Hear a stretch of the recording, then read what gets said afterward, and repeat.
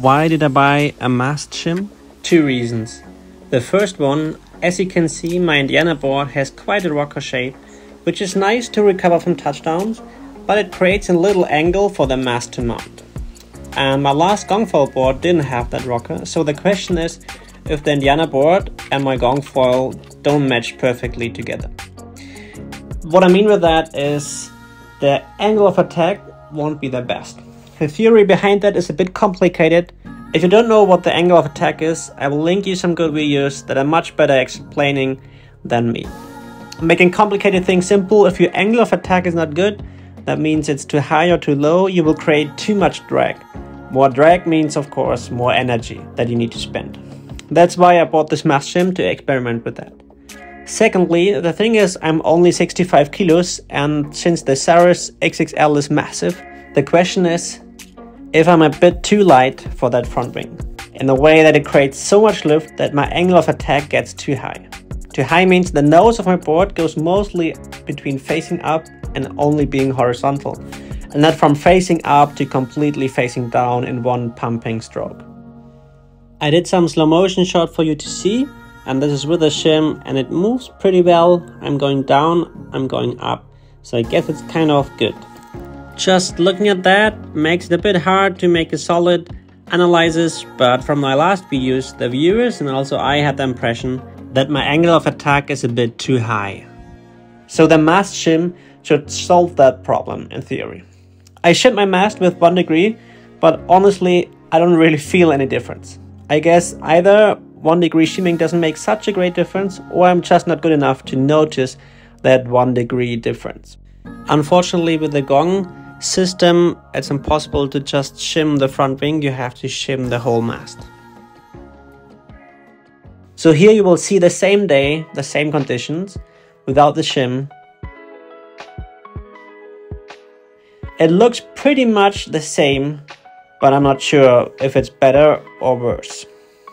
While editing, I had the thought that I should put the shim the other way around to see if it makes it much worse. Then I should know if it's much better. I track my pumping like always with my watch, and it looks like I'm a bit slower with the shim. I'm not sure if that is a good thing. I'm not the best at physics, but the slower you can pump, you will save more energy and therefore you can pump longer.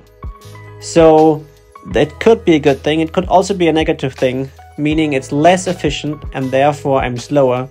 So I'm not really sure, maybe you can help me out. I tried it 4 times. The third one here is the one without a shim, and it has the highest average speed. To really know how effective it is, I guess I would need some more shims to at least shim like 3 degrees.